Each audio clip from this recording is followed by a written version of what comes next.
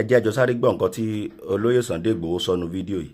kí gbogbo àjọ wa bìjọba léèrè pé kí nìdí pàtàkì tán fi jẹ́ kí olóyè Sunday Igboho lọ káwọn ọmọ tán jí lọ látijọ́ ìwà àbí nǹkan mi sí wà ń bẹ ẹ gbọ́ nǹkan tán sọ. ṣe ẹ bá àná fẹ́ yìnbọn ẹ jẹ́ káwa lọ bẹ̀ ẹ fi mi láyè kí mi lọ bẹ̀ wọ́n nílò ìgbà tó yá wọ́n ní àwọn Fúlàní ẹ̀ sọ pé tí n bá ṣe gìrìgìrì àwọn máa pa ogun àwọn ọmọ tó kù yẹn tá a bá rẹ̀ ṣe gìrìgìrì tó bá pa wọ́n làwọn àlejò kan pa wọ́n okay now no problem bẹ̀mí mọ̀ pé wọ́n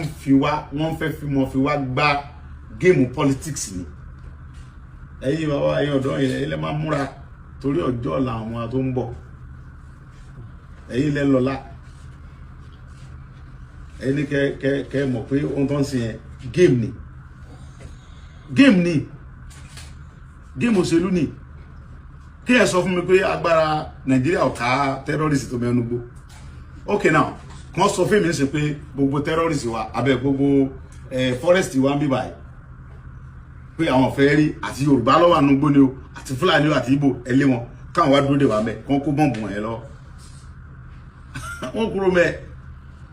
because àwa la níbẹ̀ àwa la mọ̀nà tó wọ̀ bẹ̀ ìbọn lẹ́yìn tẹ̀ ń gbé lọ tẹ́ ń bẹ̀rù àwa náà máa bà yín wọ́n máa kúrò ń bẹ̀ easily èmi ò lè béèrè owó mo ní mo sọ mí dára tèmi pẹ̀lú àwọn tèmi àwọn máa lọ wọ́n ní ká ní sùúrù níta bá ṣe gàgàrà wọ́n máa àti accept dìgbà ó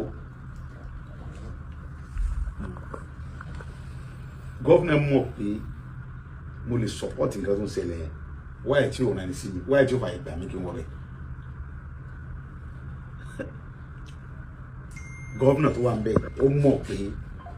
mo nípa tí mo lè kó lórí nǹkan tó ń ṣẹlẹ̀ yẹn ok mo arrange ìrù ẹkùn security network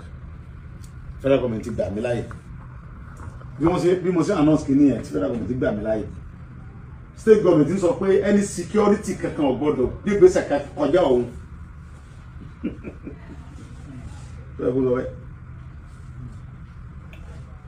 kọjá ṣé ìwọ wà ń bẹ wọn jiyàn gbé wọn sórí ìdíkà mọ àwọn tí wọn dẹ jiyàn gbé àwọn àlè lọ bá wọn kájọ jà sórí ìdíkà sẹ mọ tó dẹ nìkan dẹ pé bọ kọmọdé pé mo tún dọwọ ohun tó ṣe nìyẹn ọkọ tó wà lámọ tó ṣẹlẹ̀ nínú ilé yìí wọn ní mò ń takò gọọmenti nígbà tó bá rẹ gbogbo àmọ́ tójú mi rí bí ọdún márùn lẹ́yìn ìgboro tí wọ́n dẹ́dẹ́ lọ́mọ tí mo níyàwó béèyàn bá tiẹ̀ ṣe àwọn mọ̀mọ́ fàyán sòkòtò àti ìyàwó pé sọ̀rọ̀ ìyá wèrè ṣé wọ́n fẹ́ jí wọ táwọn fẹ́ jí mi gbé ta èmi nìkan ẹ̀ lè jí mi gbé èmi tí wọ́n tó ń rìn tí mo ń kẹ́rù kú lẹ́yìn èmi nìkan ẹ̀ lè dá mi jí gbé ohun tí wọ́n fẹ́ yìn ń bẹ lọ́wọ́ tèmi náà tó fẹ́ kí ló fẹ́ fi jí mi gbé ṣé drọ́ọ̀gì tí wọ́n mú lóró pé èmi lè mọ́ mu drọ́ọ̀gì orí mi pé jù tẹ lọ then àwọn ọmọ mi ò sí ń bí tẹ fẹ́ jí gbé lọ́mọ Nàìjíríà sẹ́lọ̀ gbé wọn Canada náà bẹ́ẹ̀ gbé ń jẹ́ mi but àwọn tí wọn ò lẹ́nu tó lè secure wọn wá ìtẹ́ ẹ̀jẹ̀ káwa ta faralẹ̀ gbogbo tí wọn kájọ jà kí gbogbo wa fi kéèyàn mọ bọ̀ láti Ìbàdàn ṣé kò kọ́kànlẹ́ mọ́ balẹ̀ kéèyàn mọ lọ láti Ìbàdàn lọ sí Èkìtì kẹ́mi lọ́mọ sí pìpìpì gbogbo géèmù tó ń gbà yìí nísìnyí èmi mọ̀ dájú lọ́hùn pé géèmù òṣèlú ni àwádẹ̀rí aláti corporate igi yóò da ayọ́ náà tọ̀wọ́n ọ̀dà ayọ́ sọnù kò lè jọ́ bí jìnnà ẹwọ́ dúnú tí wọ́n ti sọ pé Nàìjíríà ọ̀dà tàbí só ti dà dìsẹ́ náà ni àmọ́ fọdún yìí dún ní ṣé ìjọba Buhari dá Buhari bá dọ́là ní 160 naira ó fi dọ́là lẹ̀ ní náírà something naira ó bá epo ní 64 naira ó fi epo lẹ̀ ní bóyá 70 àbí bí wọ́n bọ́ fi lẹ̀ ní 800 àbí 700 kìíní kan ló fi epo lẹ̀ lọ ó sódà ó sì lọ́dún mẹ́jọ láàrin mi àtẹ̀yìn nígbàtí Buhari sọdún mẹ́jọ ẹ̀ ta ló ṣe protest north nígbàtí wọ́n ṣe ensas Èkó ilẹ̀ Yorùbá ń bí àti ilẹ̀ Ìgbò ló mọ̀ Buhari lò 8 years òwúlò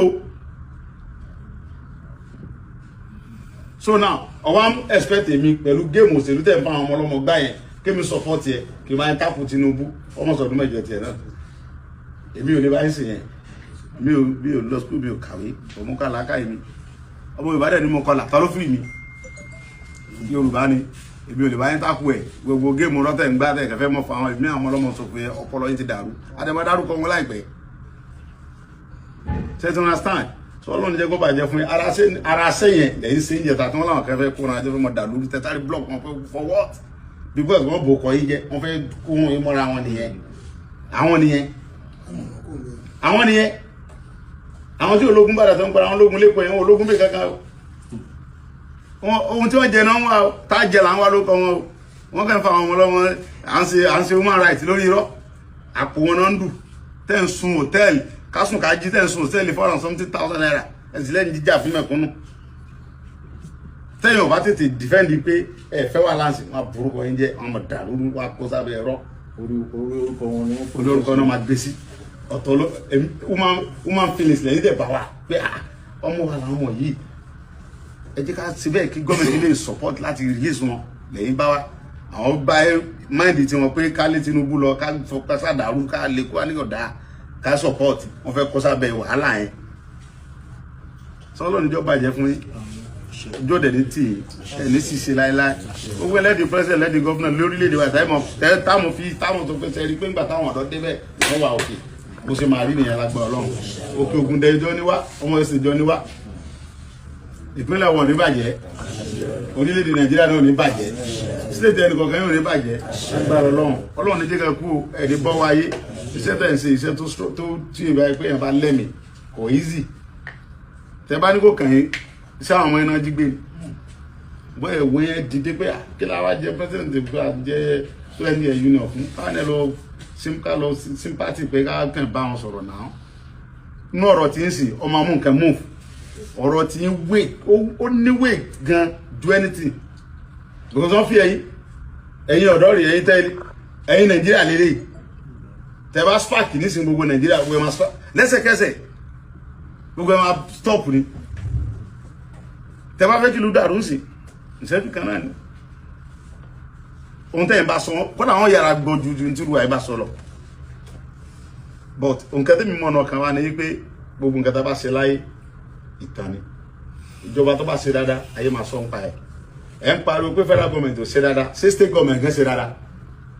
ṣé Tinubu ní kọ́ wá wáyé ṣe security mi wá ṣé kí lẹ́ ń gba security vote fún gbogbo state ní ń gba security vote kí lẹ́ fi ń ṣe kí ni security vote táwọn governors ń gbà ní state wọn kí ni wọ́n fi ń ṣe ta lè ń kó fún God bless you my brother security vote tí àwọn state governor ń gbà yẹn kí ni wọ́n fi ń ṣe tí ìjọba ti wá sẹ́lẹ̀ state yẹn mọ̀ pé federal ni ìwọ tó ń jẹ́ governor owó tẹ̀ ń gbà ìfira private jet state ò dé ní tiẹ̀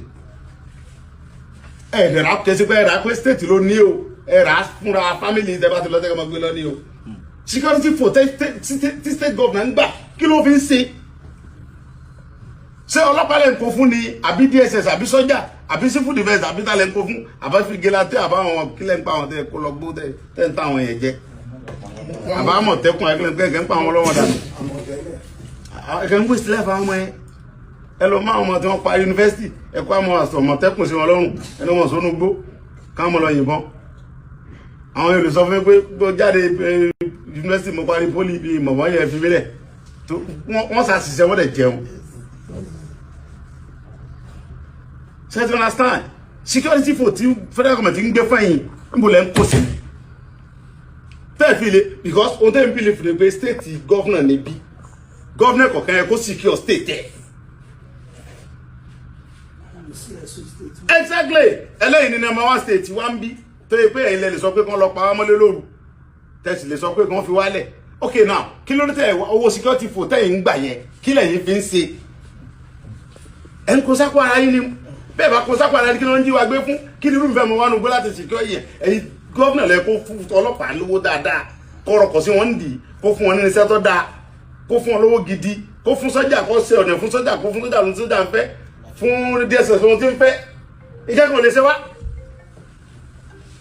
bóyá mo parọ́ mọ́ federal irọ́ lẹ̀ ń pa àwọn nìkan ná ló yà pò tẹ́ bá dé kó ń bẹ̀ tán òfò náà lẹ́ padà ṣe kẹ́yìn ayé yín àlùbáríkà tó lọ ń kólẹ̀ lọ́wọ́ so tèmi ò jù bẹ́ẹ̀ lọ Ọlọ́run níjọ́ bàjẹ́ fún yín so gbogbo nǹkan kọ́ ni ká máa pariwo fún federal state gan olè ni wọ́n state government gan owó tó ń gbà lọ federal kí wọ́n fi ń ṣe owó security fò tó ń gbà kí wọ́n fi ń ṣe àti ṣiṣẹ́ pé mo ti ṣiṣẹ́ pẹ̀lú gómìnà tó pọ̀ lóríṣiríṣi náà ó yé mi tán mo wà pẹ̀lú bàbá mi Olúbàdàn bí wọ́n ti ẹ̀já gbádùn ìjọba yẹn bọ̀ mo mọ bó ṣe ń lọ ṣẹ́tí wọn sáǹkẹ́ tí mo mí mo ti ṣiṣẹ́ pẹ̀lú gómìnà tó pọ̀ tí mo wà pẹ̀lú wọn security fò tí federal government kó fún yín tẹ̀ ń kó billions of naira mo lẹ́ ń kó sí ta lẹ́ ń fún ìyẹlẹ́kẹ́ bí wọn ẹ bá mi bí wọn torí ẹ̀yìn lè bí wọn ẹ̀yẹ bẹ́ẹ̀ mi bí wọn pé owó tí federal government ń fún yín fún security abẹ́ ẹ̀gbà kẹ́ sọ fún wa pé federal government fún yín ní security fò tí kankan o kẹ́ sọ káwọn abí federal pé ẹ fún wọn lẹ̀ fún wọn